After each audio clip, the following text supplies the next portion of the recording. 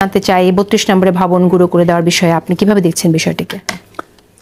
৩২ নম্বর ভবন আসলে গুঁড়িয়ে দেওয়া হয় নাই বোধহয়, আমি ভাঙা হয়েছে বুলডোজার দিয়ে, হয়েছে ভিতরে উপরে উঠেছে, লোকজন ভাঙার চেষ্টা করেছে এবং এক পর্যায়ে ক্লান্ত হয়ে চলে আসছে, এরকম আমার কাছে মনে হয়েছে। কারণ বুলডোজার দিয়ে ভাঙলে তো কিছু থাকে না, তো সে ধরনের কিছু দেখিনি আমি, যতটুকু আমি লাইভে যতটুকু দেখেছি বিভিন্ন টিভিতে। পরবর্তীতে ভাঙছে কিনা আমি ঠিক জানি না, আমি বলতে পারবো না। সর্বশেষ খবর আপনাদের নিউজ রুমে হয়তো বা আছে, বাট ভাঙা হোক বা না হোক, ভাঙার একটা প্রচেষ্টা ওখানে দেখা গেছে। That is the point.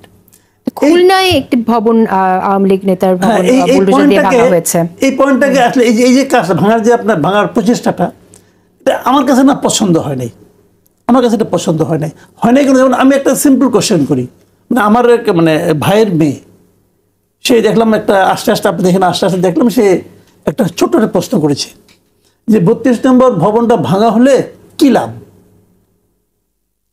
ছোট্ট প্রশ্ন করতে কি লাভ? আসলে আমি নিজের মধ্যে ভাবছিলাম কি লাভ। আপনি তো মানে এই ভবনে তো শেখ হাসিনা থাকতেন না, এই ভবন তো শেখ হাসিনার প্রতীক না, এই ভবন হলো কিন্তু ফ্যাসিজমের আইকন তো ছিল এই ভবনটা। এই ভবনে আমরা দেখেছি পূজা করা হতো রীতিমতো। এটা একটা মিউজিয়াম ছিল, এটা একটা মিউজিয়াম ছিল, এটা একটা মিউজিয়াম ছিল, এবং সেই মিউজিয়ামটা ভাঙলে কি লাভ? বরঞ্চ আমি ক্ষতিটা বলি আপনাকে। ক্ষতিটা কোথায়? ক্ষতিটা হলো ইন্টারন্যাশনালি এই ঘটনাটাকে পজিটিভলি দেখার কোনো কারণ দেখি না আমি।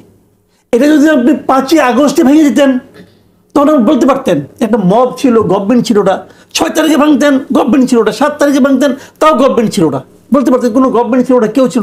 এখন তো একটা গভর্নমেন্ট আছে, লিগ্যাল গভর্নমেন্ট আছে, আমি তো এটাকে লিগ্যাল গভর্নমেন্ট বলি।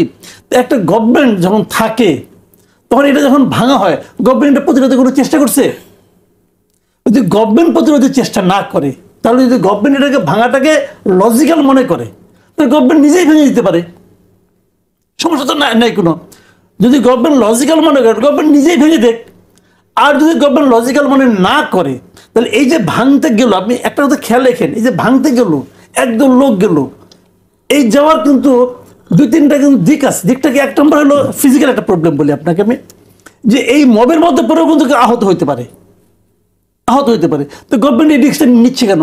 এক নম্বর। ২ নম্বর হলো এই যে যাওয়া আসার ঘটনা, এটা কিন্তু ওখানে প্রচণ্ড জ্যাম হয়েছিল। আমার বাসা ওদিকে, আপনাদের গাড়ি আমাকে আনতে গিয়েছিল, যেতে পারে না কিন্তু এই মবের কারণে, তবে তো উল্টা হয়ে তাকে আসতে হয়েছে। তো এটা তো মানুষের ভোগান্তি হয়েছে। আচ্ছা, ৩ নম্বর যে কথাটা, সেটা হলো ইন্টারন্যাশনালি এই গভর্নমেন্টের আইন শৃঙ্খলা রক্ষার ক্ষেত্রে যে ক্যাপাবিলিটি, এটা নিয়ে কিন্তু প্রশ্ন উঠবে, উঠবেই উঠবে, আপনি ফেরতে পারবেন না। আপনি কাল পরশু দেখেন রিয়াকশনটা কি হয়। এই রিয়াকশনটা আমাদের জন্য, একটা স্টেবল গভর্নমেন্টের জন্য ইতিবাচক নয়। তো এটাকে আমি মনে করি, এটাতে আর বিপরীত দিকে লাভটা কি? আপনার পরে আইকন তাহলে আপনি 6 মাস থাকতে দিলেন কেন? তখনও আগুন দেওয়া হয়েছিল, পুড়িয়ে দেওয়া। আবার এখন কেন 6 মাস পরে? এটা যে প্রতিক্রিয়া করা হচ্ছে সেটা আপনি নিশ্চয়ই জানেন, যে পতিত ফ্যাসিস্ট 6 মাস কি যে 6 মাস কি চেতনা ছিল না? উনি একটি ভাষণ দিতে চেয়েছেন, সেই কারণেই একটি ক্ষোভ কাজ করেছে। তারা আবার রাজনীতিতে ফিরতে চাইছেন। আপনারা যদি রাজনীতিতে ফিরতে চায় বলি, যে আওয়ামী লীগ রাজনীতিতে ফিরতে চায়, দেখেন এখানে কিন্তু কতগুলি জিনিসগুলো, মানে আমার বিবেচনা, আমি যেভাবে দেখি আর কি, যে ঘটনাগুলো ঘটেছে গত 17 বছর 18 পর 16 বছর ধরে আওয়ামী লীগ যে অপকর্ম, আওয়ামী লীগ বলবো না, আমি বলবো যে গভর্নমেন্ট, শেখ হাসিনার নেতৃত্বে যে গভর্নমেন্ট ছিল এবং তার নেতৃত্বে যে আওয়ামী লীগ ছিল, তারা সারা দেশে যে সন্ত্রাসের রাজত্ব কায়েম করেছে, যে আপনার মানে সব দিক দিয়ে যে ফ্যাসিবাদী শাসন কায়েম করেছে, এর জন্য দায়ী ব্যক্তিদের আমি মনে করি প্রত্যেকটা লোকের শাস্তি হওয়া উচিত। এমনকি যদি উপজেলা পর্যায়েও কেউ করে থাকে, তারও শাস্তির আওতায় আনা উচিত। এটা আমি মনে করি, আমি পার্সোনালি এটা মনে করি। শেখ হাসিনা তো আনাই উচিত, তাকে শাস্তি দেওয়া উচিত। কিন্তু আপনি যখন এটাকে যখন আপনার দলীয়ভাবে যে আওয়ামী লীগ কেন রাজনীতি করবে, যদি এটা আপনি বলেন, তাহলে আমি একমত না। কিন্তু আওয়ামী লীগ দলটা তো আদর্শভিত্তিক রাজনীতি করে এসেছে। সেই জায়গায় আওয়ামী লীগের এই আদর্শের জায়গায় যদি আপনি পরিবর্তন না দেখেন, যে আদর্শের উপর ভিত্তি করে তারা ফ্যাসিজম কায়েম করেছে, যে গঠনতন্ত্রে কোনো পরিবর্তন নাই, যে আদর্শে আমরা আওয়ামী লীগ দলীয়ভাবে তাদের কোনো রেজলিউশন নিয়েছে, গঠনতন্ত্রে পরিবর্তন করেছে, যে আমি এটা করলাম না, এটা করবো না বলছে? বলেনি। এটা হলো আওয়ামী লীগের যিনি নেতা ছিলেন, তিনি এই কাজগুলি করেছেন। দেখেন আমি একটা কথা বলি, এই যে আমাদের একটা সংবিধান ছিল, এই সংবিধানে কোথাও লেখা ছিল যে প্রাইম মিনিস্টারের বোন প্রাইম মিনিস্টারের সঙ্গে সকল রাষ্ট্রীয় অনুষ্ঠানে যাবেন? আছে লেখা? নাই। তো উনি তো নিয়ে গেছে না? তার মানে উনি এই দেশটাকে ওনার দেশটাকে ওনার প্রত্যেক সম্পত্তির মতো ব্যবহার করেছে, গাইড জোরে করেছে। সংবিধানের জোরে একটা আছে, সংবিধান তাকে প্রশ্ন করার জায়গা দেয় নাই, এটার জায়গাটা আছে, অস্বীকার করবো না আমি। কিন্তু উনি তো তাও লেখা নাই, কিন্তু উনি ওটা নিজের মানে ব্যক্তিগত যে স্বৈরাচারী মনোভাব তার কারণে এটা করেছেন। তো আপনি যদি মনে করেন যে আওয়ামী লীগ দলটা ইটসেলফ স্বৈরাচারী, আওয়ামী লীগ দলটা, তো দলটাকে নিষিদ্ধ করে দেন। নিষিদ্ধ করেন না কেন? আপনি কি মনে করেন যে নিষিদ্ধ করা উচিত? আমার মনে করেন আসা যায় না। তো আমি তো আপনার মত জানতে চাইছি। না, আমি এই প্রশ্নটা আমার জন্য অপ্রাসঙ্গিক। আমি যে দলে আমার যদি আমাকে জিজ্ঞাসা করেন, আমি যখন জামাতকে নিষিদ্ধ করে আমি বলেছিলাম তখন আওয়ামী লীগের শাসনামল, আওয়ামী লীগ শাসনামলে জামাত নিষিদ্ধ করার সময় অনিয়ারে আমি বলেছি আমি কোন দলে নিষিদ্ধ চাই না। অর্থাৎ আপনি নিষিদ্ধ চান? আমি কোন দলে, এবং আমি হিজবুত তাহরির নিষিদ্ধ করে, আমি ওটাও নিষিদ্ধ করার বিপক্ষে। আমি মনে করি প্রত্যেকটা লোককে তার কথা বলতে দেওয়া উচিত। জনগণ সিদ্ধান্ত নেবে কে থাকবে কে থাকবে না। ধন্যবাদ আপনাকে, আবারও আসবো। এবং ডক্টর ইউনূস কিন্তু আওয়ামী লীগ নিষিদ্ধ করতে চায় না, উনি স্পষ্ট বলেছেন এটা, উনি চায় না। হান্নানও বিভক্তি কিনা, এবং হান্নান মাসুদ যেটা বললেন যে এখানে আহত লীগ বলছে একটি গ্রুপ আরেকটি গ্রুপকে, তাহলে আহত যারা হয়েছে, ধরা যাক লীগের লোক হয়েছে, ধরে নিলাম তারা অভ্যুত্থানের চেতনার বাইরে, তো তাদের কি চিকিৎসা দিবেন না আপনি? তাদের কি করবেন? মেরে ফেলবেন? শোনেন, আপনি যত বড় অপরাধী হন, যেমন একটা ফাঁসির আসামি, একজন ফাঁসির আসামি, তার 3 দিন পরে ফাঁসি হবে। তার যদি হঠাৎ করে পা ভেঙে যায়, এই পা সুস্থ হওয়ার আগ পর্যন্ত তারা ফাঁসি দিতে পারবেন? পা সুস্থ করবেন, তারপরে ফাঁসি দিবেন। এটা হলো সারা দুনিয়ার স্বীকৃত আইন। আপনি বলবেন 2 দিন পরে তোর ফাঁসি হবে, ওর পা সুস্থ করা দরকার নেই, ওইভাবে টাঙ্গাই দাও, পারবেন না আপনি। ও চোর হতে পারে, ও যাই হতে পারে, মানুষ তো এখন পর্যন্ত, তো এখনো মানুষ। তো আমার কথা হলো কি, আমার রাষ্ট্র অঙ্গীকারবদ্ধ যে রাষ্ট্রের প্রত্যেকটা মানুষকে চিকিৎসার সুব্যবস্থা করবে, রাষ্ট্র অঙ্গীকারবদ্ধ। কিন্তু এখন যেহেতু আমার রাষ্ট্রের সামর্থ্য কম, সবাইকে পারে না, আর যেহেতু একটা বড় কজ এখানে আছে যে আমরা একটা বড় কাজ করেছি, একটা অভ্যুত্থান ঘটিয়েছি, আমরা স্বৈরাচারের পতন ঘটিয়েছি, কাজে এই স্বৈরাচারের পতন ঘটাতে যে যারা আহত হয়েছেন তারা অবশ্যই অগ্রাধিকার পাবে, তারা সর্বোচ্চ সুবিধা পাবে। কিন্তু 6 মাস পরেও যদি আহতদের শীতের রাতে রাস্তায় নামতে হয়, সেখানে আহত লীগ থাকুক আর আহত শিবির থাকুক, অথবা আহত বৈষম্যবিরোধী ছাত্রদল থাকুক, না, গণ অভ্যুত্থানে যারা আহত হয়েছে অংশগ্রহণ করে, এই অভ্যুত্থানে তাদেরই তো আপনার চিকিৎসা ঠিকমতো দেওয়া হয়নি। ভাই একটু ঝামেলা আছে, নাহলে তো এই পর্যন্ত আসবে কেন? শখ করে আসছে। আমি দেখলাম হুইল চেয়ার নিয়ে তারা চলে আসছে যমুনার সামনে পর্যন্ত শীতের রাত্রে। ও কিন্তু পিকনিক করতে আসছে ভাই, পিকনিক করতে আসছে, পিকনিক করতে আসে নাই। সংকটটা আছে। ও বললো না একজন মন্ত্রীর কথা যে তার হেডম নাই, বললো ঠিক আছে ভালো কথা। স্বাস্থ্যমন্ত্রী আমি মনে করি একই জিনিস, ওনার সেই যোগ্যতা নাই। আমাদের যিনি স্বাস্থ্য উপদেষ্টা আছে ওনারও সেই যোগ্যতা নাই, উনি ক্যাপাবল নন আসলে। এটা শুরুর দিন থেকে আমি বলতেছি। এবং এই ঘটনার এই যে এখন যে চিকিৎসাটা চলছে, আমি তো নিজে, আমার সঙ্গে একটা প্রোগ্রামে হাসনাত আব্দুল্লাহ ছিল, এটা হলো আপনার অগাস্টের খুব সম্ভবত 15 কি 16 তারিখে। ওই সময় হাসনাত আব্দুল্লাহ অভিযোগ করতেছিল যে 7 দিন হয়ে গেল আপনারা কি করতেছেন, এবং যতটুকু চিকিৎসা এখন হচ্ছে এটাই ছাত্রদের দাবির কারণে হচ্ছে, ওনার যোগ্যতার কারণে হচ্ছে না। উনি অযোগ্য, ভদ্রমের অযোগ্য, টোটালি ফেল করছে উনি। তো এই যে ব্যর্থতাগুলো, এই ব্যর্থতার দায়টা আসলে তাহলে শেষ পর্যন্ত কার উপর যাবে? ডক্টর ইউনূসের উপর যাবে। আজকে থেকে 5 বছর পরে যদি এই সরকার ফেল করে, নূরজাহান বেগমের নাম কেউ মনে রাখবে না, কেউ চিনবে না, কে নূরজাহান বেগম কেউ জানবে না। সবাই জানবে যে ডক্টর ইউনূসের সরকার ফেল করছে, সবাই এটা বলবে। এবং এই আহতগুলো থাকবে, এই আহতদের মধ্যে অনেকে আজকে 3 বছর পরে আপনি পাবেন যে ওইজনকে তারা বলবে আমি সুচিকিৎসা পাই নাই, এবং তাদের সেই দাবি যথার্থ দাবি পায় নাই। ভাই এই দেশেই সব জায়গায় এক জায়গায় আনতে হবে। এই দেশে কি প্রত্যেকটা মেডিকেল কলেজগুলোতে যে লোকটা আপনার মনে করেন পঞ্চগড়ে আহত হয়েছে, যে লোকটা ময়মনসিংহে আহত, ঢাকার আর দোকানে তো ওই মেডিকেল কলেজে পর্যাপ্ত যন্ত্রপাতি আছে। আপনি প্রত্যেকটা মেডিকেল কলেজে একটা করে ওয়ার্ড খুলেন, বলেন যে এটা হলো আপনার ওই জুলাই অভ্যুত্থানে যারা আহত করার জন্য এই ওয়ার্ডটা করেন না রে ভাই, সমস্যাটা কি? যদি লোক না থাকে তো অন্য লোক ঢুকবে, কিন্তু ওদের অগ্রতা থেকে ওদের ওয়ার্ড করেন না, করতে সমস্যাটা কি? করে নাই কেন? আসলে সদিচ্ছা এবং জানা যে আমাকে কি করতে হবে, কিভাবে করবে। আমি আরেকটা কথা বলে শেষ করি এখানে, কিভাবে করবে।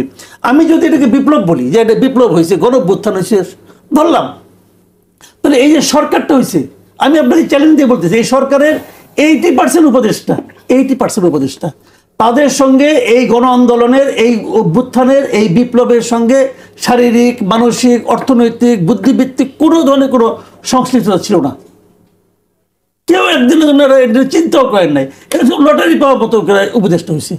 ঠিক এই যে আসদ কামাল আপনি বলছিলেন ব্যর্থতার দায় ডক্টর মোহাম্মদ ইউনূসকেই নিতে হবে। আপনি সম্প্রতি একটি আলোচনা আপনি বলেছেন ডক্টর ইউনূসের ফিনান্সিয়াল টাইমসকে দেয়া যে সাক্ষাৎকার, সেটা রেফারেন্স টেনে, যে এই সরকারের মধ্যে ছাত্র উপদেষ্টা থাকা অবস্থায় নির্বাচন সম্ভব না, বরং ডক্টর ইউনূসের আগামী নির্বাচনে থাকার যোগ্যতা নিয়েই আপনি প্রশ্ন তুলেছেন। ঠিক কি কারণে আপনার এরকম মনে হয়েছে? আমি এটা এখনো তাই মনে করি যে আগামী নির্বাচন ডক্টর ইউনূসের অধীনে হওয়া উচিত না, এটা মনে করি। এটা আমি এই কারণে মনে করি যে দেখেন, এই ছাত্র আন্দোলনের আগের থেকে আমরা একটা জিনিস সবসময় কিন্তু আমরা আন্দোলন করছিলাম, এই সারা দেশের মানুষ আন্দোলন করছিল, সেটা হলো একটা তত্ত্বাবধায়ক সরকারের অধীনে একটা নির্বাচন হবে। বাংলাদেশে যত নির্বাচন হবে তত্ত্বাবধায়ক সরকারের অধীনে নির্বাচন হবে। কেন এই দাবিটা ছিল? আমরা বলছিলাম এর মূল কনসেপ্টটা কি, যে এমন একটা সরকারের নির্বাচনের সময় এমন একটা সরকার থাকবে যে সরকার নিজের নির্বাচনে অংশ নেবে না, অথবা নির্বাচনে অংশগ্রহণকারী কোনো দলের জন্য প্রত্যক্ষ অথবা পরোক্ষভাবে কোনো ধরনের ভূমিকা রাখবে না। এই হলো তত্ত্বাবধায়ক সরকারের মূল কনসেপ্ট। আমরা এর জন্য শুরু থেকে আন্দোলন করছি। তারপরে ছাত্রদের আন্দোলন আসলো, ওই আন্দোলনকে বেগবান করা হলো, সব আন্দোলন একসঙ্গে মিলে গেল এবং জোয়ারের পানিতে স্বৈরাচার ভাইসা গেল। এই হলো ঘটনা প্রবাহ। তো এখন ডক্টর ইউনূস সাহেব ফিনান্সিয়াল টাইমসকে ইন্টারভিউতে বলেছেন যে ছাত্রদেরকে উনি রাজনৈতিক দল করতে বলেছেন। ছাত্ররা বরং দ্বিধান্বিত ছিল, আমরা কি রাজনৈতিক দল করতে পারবো, করলে কি আমরা ভোট পাবো, আমাদের তো একটা আসলে পাবো না, এটসেট্রা। উনি আবার ওনাদেরকে বলেছেন যে তোমাদেরকে দেশের সবাই চেনে, একটা চান্স নিয়ে দেখতে। উনি চান্স শব্দটা ইউজ করেছেন, একটা চান্স নিতে অসুবিধাটা কি? তার মানে ছাত্ররা এখন যে রাজনৈতিক দলটা করতে যাচ্ছে, এর পেছনে ডক্টর ইউনূসের প্ররোচনা আছে, ডক্টর ইউনূসের উৎসাহ আছে। উনি চাচ্ছেন এক দল করুক। এখন যদি এই দলটা হয়, তো সেই দলটার প্রতি ওনার এক ধরনের সিম্প্যাথি কাজ করবে না? অবশ্যই করবে, কারণ উনি তো এই দলটাকে করতে বলতেছেন ওদেরকে। তারপরে যদি ওনার উপদেশে যারা আছেন তারা এখানে আসুক বা না আসুক, সেটা নিয়ে আমার কিন্তু আলোচনা নাই। এই দলটার প্রতি উনি একজন সিম্প্যাথি উনি অলরেডি শো করেছেন। তো যে দলের প্রতি উনি সিম্প্যাথি শো করেছেন, যদি সেই দলটা নির্বাচনে অংশ নেয়, তো সেই দলটার প্রতি ওনার যে সিম্প্যাথি আছে এটা পুরো প্রশাসন জানবে, মাঠ পর্যায়ের প্রশাসন জানবে, এবং তারা প্রধান উপদেষ্টাকে খুশি করতে চাইবে, এবং সেখানে নির্বাচনটা অবাধ ও সুষ্ঠু হবে বলে আমি মনে করি না। আপনার কথা একদম পরিষ্কার, কিন্তু আপনি জানেন যে আপনার এই মন্তব্যের জন্য আপনাকে অনেকেই মনে করছে যে আপনি চান আওয়ামী লীগের পুনর্বাসন হোক, এ ধরনের কথাও আসছে। আপনার আওয়ামী লীগের ব্যাপারে এক্স্যাক্ট অবস্থানটা কি? আপনি কি মনে করেন যে বিচারের আগে যে আওয়ামী লীগ অনুতপ্ত না তাদের কাজের জন্য, তাদের নির্বাচনে অংশগ্রহণ করতে দেওয়া উচিত? দেখেন, আমি বলি, আমার বক্তব্য নিয়ে কে কি মনে করে এটা যার যার ব্যাপার। আমি কি মনে করি এটা আমি জানি। আমি যা কিছু বলি আমি আমার হৃদয় থেকে বলি, আমার উপলব্ধি থেকে বলি।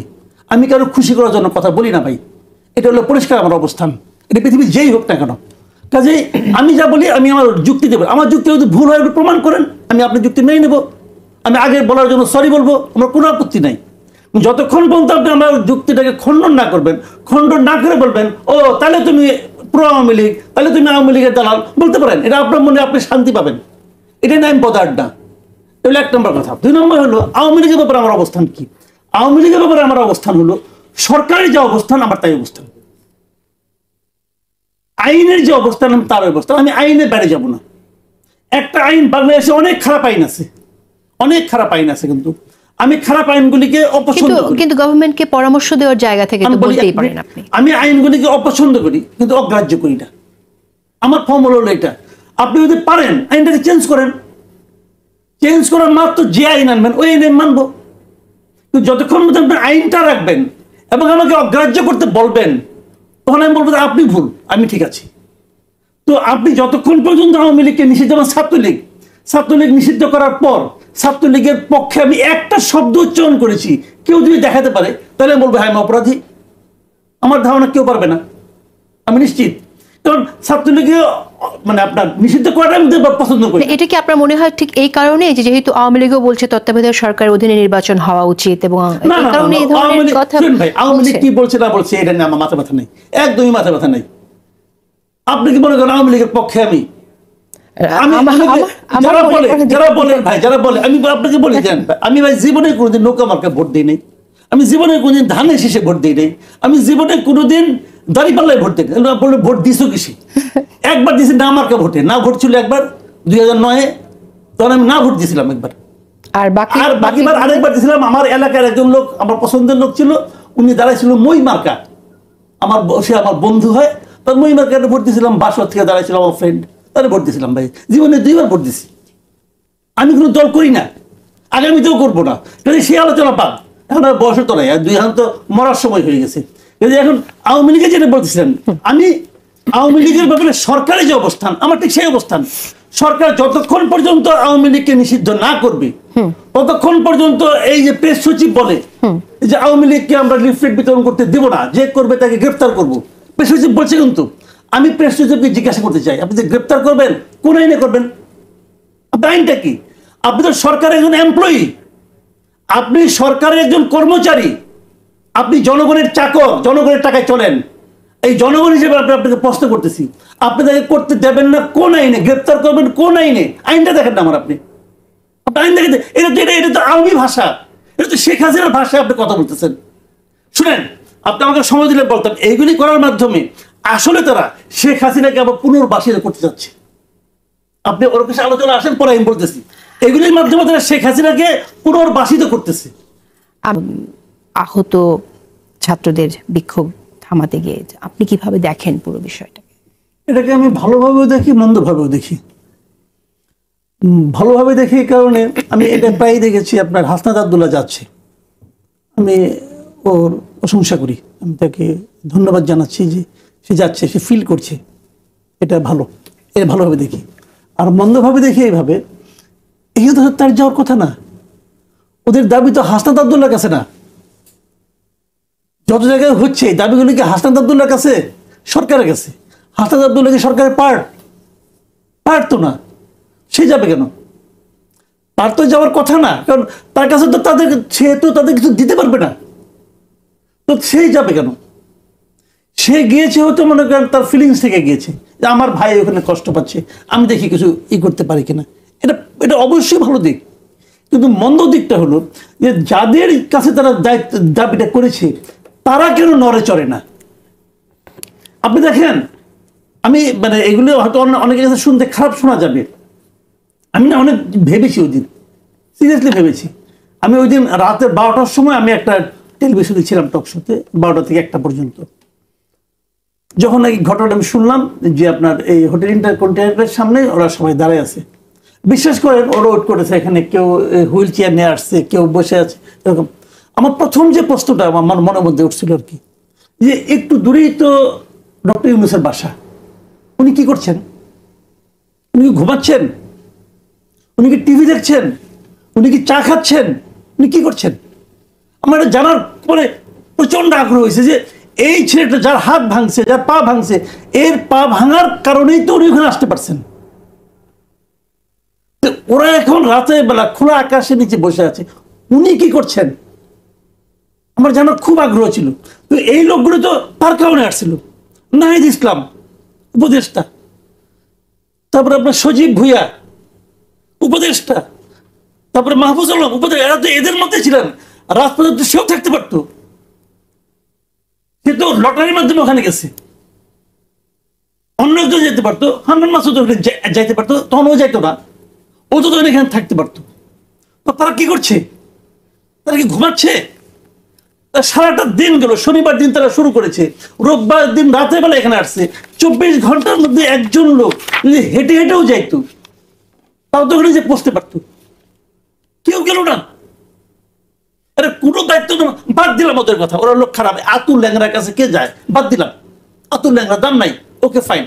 এদের কারণে পুরো রাস্তাটা যে সারাদিন জাম হয়ে থাকলো, শ্যামলীর সামনে রাস্তাটা যায় নাকি আরিচা দিয়ে গেছে, যায় নাকি সাভারে দিয়ে গেছে, কি যন্ত্রণা পোহায় তারা গেছে। এদের জন্য তাদের কোনো মায়া হলো না? মায়া হয় নাই নাকি? তারা তাদের ধৈর্যের পরীক্ষা নিচ্ছে যে রোদ্রের মধ্যে বসে থাক, একসময় ঘামতে ঘামতে চলে যাবি। এগুলি কি মানবিক আচরণ? এদিকে মানবিক আচরণ? আমরা একটা অমানবিক ক্যাবিনেট পেয়েছি, অমানবিক সরকার পেয়েছি।